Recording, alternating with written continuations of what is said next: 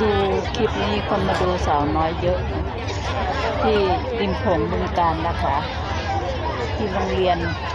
บ้านริมโขงเลยค่ะโรงเรียนประถมบ้านริมโขงเลยค่ะ